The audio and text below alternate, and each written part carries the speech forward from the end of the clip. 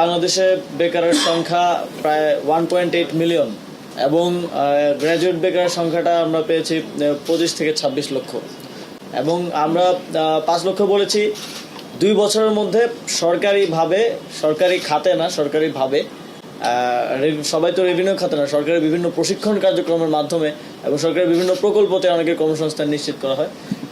তো আমরা 5 লক্ষ 2 বছরের একটা লক্ষ্যমাত্রা নির্ধারণ করেছি, কিন্তু আমরা আশা করছি যে আমরা এর থেকে বেশি করতে পারবো এবং ভবিষ্যতে যাতে এই সংখ্যাটা আরও বৃদ্ধি করা যায় সেজন্য আমরা আরও কিছু ব্যবস্থা নিব। কিছু প্ল্যাটফর্ম আমরা যুব উন্নয়ন অধিদপ্তরে তৈরি করার পরিকল্পনা হাতে নিচ্ছি এবং এখানে খাতগুলো বলা হয়েছে যে রেভিনিউ খাতে 2468 জন হচ্ছে গত 100 দিনে কর্মসংস্থান সৃষ্টি হয়েছে এবং নন রেভিনিউ খাতে আমাদের বিভিন্ন ট্রেনিংয়ের মাধ্যমে যুব ক্রীড়া মন্ত্রণালয়ের যুব উন্নয়ন অধিদপ্তরের বিভিন্ন ট্রেনিংয়ের মাধ্যমে 59,296 জন কর্মসংস্থানের সাথে যুক্ত হয়েছে। আপনারা জানেন আমাদের ফ্রিল্যান্সার ট্রেনিং আছে, সেখান থেকে প্রশিক্ষণ নিয়ে ফ্রিল্যান্সাররা অর্থ উপার্জন করছেন।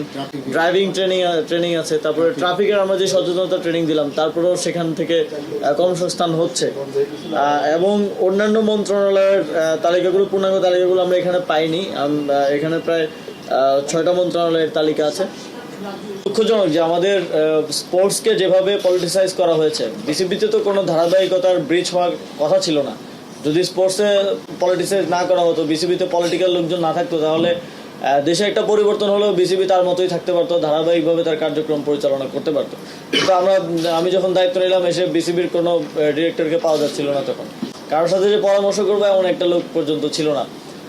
তো স্টেক হোল্ডারদের সাথে কনসালটেশনের মাধ্যমে এবং গঠনতান্ত্রিক অনেক জটিলতা ছিল, সেগুলো দেখে নিয়মতান্ত্রিক উপায়ে আমরা বিসিবির যেই আইসিসির যেই ফ্রেমওয়ার্ক আছে তার মধ্যে থেকে নিয়মতান্ত্রিকভাবে আমরা বিসিবিতে পরিবর্তনটা এনেছি এবং এটা বাস্তব যে জোড়াতালি দিয়ে চলছে, কারণ অনেক ডিরেক্টররা এখন নেই এবং কিভাবে নতুন ডিরেক্টর বা আমরা যে বিসিবির গঠনতন্ত্র আছে তার ভিত্তিতে নতুন ডিরেক্টরদেরকে আমাদের নিতে হবে এবং সেটা নেওয়ার ক্ষেত্রেও কিছু চ্যালেঞ্জ আছে। যেমন আমাদের ক্রীড়া সংস্থাগুলো এখনও পুনর্গঠন হয়নি, পুনর্গঠনের কার্যক্রম চলমান আছে, আপনারা জেনেছেন।